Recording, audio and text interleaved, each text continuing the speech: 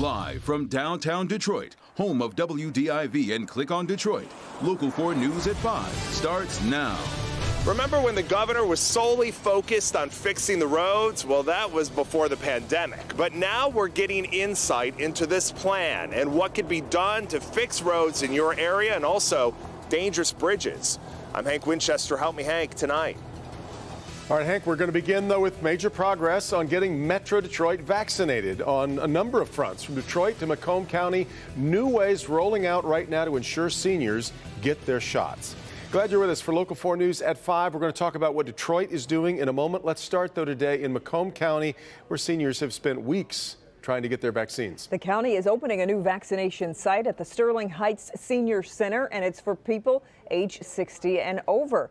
Larry Spruill shows us how it's filling a critical need at a critical time. This center is the second community-based site that will be offering vaccines. Now, county leaders say this is another way to help out the most vulnerable groups. 60-year-old Tom Wysocki lives in Macomb County. His wife is in the medical field, so he knows all about the vaccine process and the importance of getting one. Logistically, it's a huge task, so I think everybody's full court press. Wysocki says for months he's been waiting his turn to get the vaccine because he was under that age requirement of 65 years old. But now Macomb County Executive Mark Hackle says the county is lowering that age. I'm encouraging you to sign up a senior 60 years of age and older on that list. Anyone who's a resident of Macomb County who's 60 and older, get them on that list. And they're adding this Sterling Heights Senior Center on Utica Road as a second location to help give out the shots when they are available. We've decided that this is going to be one of the sites that's going to host the vaccination process. It's open to all senior citizens in Macomb County. And when I say senior citizens, I'm talking 60 and older. Wysocki says the second site is a great idea. Yeah, the more places, the better. Are you waiting to get the vaccine yourself? Or? I am, yeah. And so Hackle says he wants more vaccines so he can help out more people as well. As for the new center, he says that is able to help out more eligible populations if needed in the county. We're live tonight. Larry Spruill, Local 4. Yeah, good to hear. Larry, I'm wondering, though, folks are still going to need an appointment, right? Yeah, Kimberly. So, yeah, you have to make an appointment if you want to get a vaccine at this center. It's really simple. You call a number, you put your name on a list. We have all that information on our website, clickondetroit.com. Kimberly? Okay, Larry, thanks. A look now at today's coronavirus numbers. The state reporting 1,245 new cases over the past day. Along with that, 9 more Michiganders lost their lives to COVID-19. Now let's take a look at the vaccine. About 150,000 new doses have been distributed here in Michigan in the past day, putting us at 2.6 million. 1.9 million of those doses have been administered. The city of Detroit is taking major steps to get seniors in the city vaccinated, and today Mayor Mike Duggan is working to make it a whole lot easier with an incentive for others to help them. He's calling it a Good Neighbor program. If you are 55 years of age or older and drive a Detroit senior to get a vaccine, you can get vaccinated too, regardless of where you live. Victor Williams live with more on this. That's not all the city's doing, Victor. Yes, that's right. So much, but this is a major milestone. What the mayor is calling this Good Neighbor program, and the aim or goal, I should say, that he is trying to achieve is to get more seniors vaccinated, even the ones that don't live in the city limits. We have to get our elders vaccinated, or we're going to be going to funerals in April and May and losing people we didn't have to lose. Bold words coming from Mayor Duggan regarding seniors who have still yet to be vaccinated.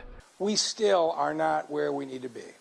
We have got thousands of Detroit seniors who are still at risk from COVID, who have not been vaccinated. In response, Mayor Duggan has created the Good Neighbor program that will allow more seniors to get vaccinated and others who have not previously qualified. Today, the city of Detroit is going to take national leadership in a Good Neighbor campaign, in offering vaccines to people who will be good neighbors and take Detroiters 60 and up to the TCF Center. And it doesn't matter where you live as long as you're offering another Detroit senior a ride to the TCF Center. Doesn't matter if you're in Plymouth or Sterling Heights or Detroit.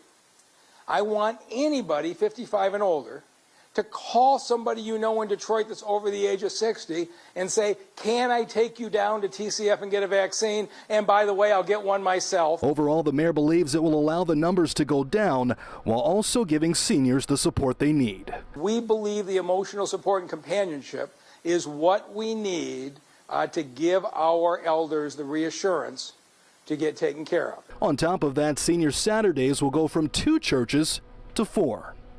They will book you at the TCF Center if you want. You don't have to get out of your car at the TCF Center. Or if you'd like to be in your own neighborhood, park the car and go inside the church or the rec center, you can choose that. And if you'd like to participate in the program, both appointments have to be made on the same phone call, and both parties have to be on the same line as well. But we've put the number and all the information that you need on our website, clickondetroit.com. For now, we are reporting live at the TCF Center. Victor Williams, Local 4. It's a fascinating effort, Victor, and doesn't sound like there's many restrictions to it at all. Not really any, so anyone can qualify for this. All they have to be is just 55 years of age or older. All right, Victor. Governor Whitmer intensifying the call to get students back in the classroom. Governor says it is crucial school districts implement an option for in-person learning by March 1st. So it's clear that we need to return to in-person learning as soon as possible. But how do we do so? Is it safe to do so? Well, the short answer is that with proper precautions, resources, and guidelines, we can mitigate the risk and minimize community spread and return to in-person learning. Governor recommends several safety precautions schools should take. That includes mask wearing, spacing desks, and making hand washing a priority. She also suggests schools divide teachers and students into groups that stay together throughout the entire school day. With so many school districts in Michigan, we thought it was really important that we put together a roadmap so that they know what to do in order to be safe, that we acknowledge that we've got lots of different assets and hurdles in different districts across the state, and so we wanted the decision to be at the local level. But we want to empower districts to get back into the classroom. The governor went on to say data over the past year shows schools are not a significant source of large COVID-19 outbreaks among young children. Also today, the governor testified before the U.S. Senate with a familiar refrain. Didn't have anything to do with coronavirus. She spoke about the desperate need for federal funding to fix Michigan's crumbling roads, the cornerstone pledge of her campaign back in 2018. Let's get to Hank Winchester. He's live tonight. Hank, this problem just isn't going away. Yeah, Kimberly, Devin, absolutely right. I mean, we know that the roads here in Michigan are still a huge problem. Woodward Avenue, one of them that needs repairs all the way from Pontiac to downtown Detroit, and then head east and west. You pick any roadway, basically. Repairs are needed, and that is the pitch the governor was making today. I was known for running on and getting elected to fix the damn roads in Michigan. And I have to say, that we need significant investments in our roads and bridges. Remember that when Governor Whitmer was focused on just one big issue, fixing the damn roads. It's all we heard as she was running for governor. I want to focus on the things that will actually make a difference in people's lives right now, like fixing the damn roads. The pandemic obviously had to take the governor away from the main focus of roads, but today the governor testified before the U.S. Senate, urging Congress to include significant investments in infrastructure. She was just one leader today making the pitch that more money is needed. Now, the pandemic has had a devastating impact on our transportation revenues, and we desperately need federal assistance. I hit the roads with the governor pre-pandemic, and she was focused on making sure that Michigan roads were not only safe, but drivable. Heard story after story after story from people who can't afford to keep fixing their cars. Last year, Whitmer took executive action, creating a $3.5 billion bond program covering 49 projects throughout the state's major freeways and bridges. Whitmer also included $300 million for roads in her 2021 state budget proposal earlier this month. The governor now hoping federal funding will make its way to Michigan and that some of these big jobs will be completed during this year. Back out here live, Governor Whitmer, one of 3 governors offering their pitch and testifying today, working to get those federal dollars to their states to fix the roads. We're live here tonight. Hank Winchester, back to you. Yeah, Hank, before you go, any idea when we could see shovels in the ground? And Kimberly, the governor's really putting a priority right now on crumbling bridges, saying that she hopes that sometime this spring that work will begin to fix those problem bridges across the state. Yeah. Back to you. Okay, Hank, thank you.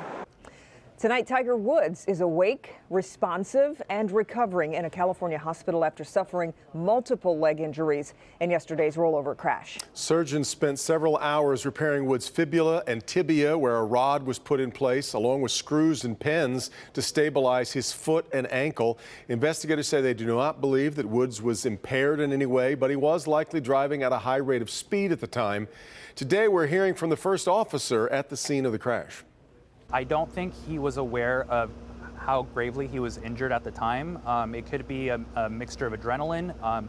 It could have been shock. Again, it was very quick. Doctors say Woods will spend several months in rehab and recovery. No charges being considered in the accident. All right, much more ahead on a Wednesday. Ben, I was just looking out the window. Clouds have moved in pretty quickly. I was like, what happened to the sun? Yeah. Yes, we have taken a little bit of a turn, guys. We were so happy to see those 40s yesterday, but I hope you saved some champagne and cake for the 50s that we got to today. And now we're taking a step a little bit backwards. We'll look at how cold those temperatures get in the next 2 days coming up. All right, Ben, also, it's a day that's been months in the making. New tonight, learning centers at Detroit schools are now open. What makes them so different and why parents in the district say they are desperately needed? But first, it's only one shot. Brand new data on Johnson & Johnson's COVID vaccine. Dr. Frank McGeorge is in next to show us how this one-shot vaccine stacks up against the others.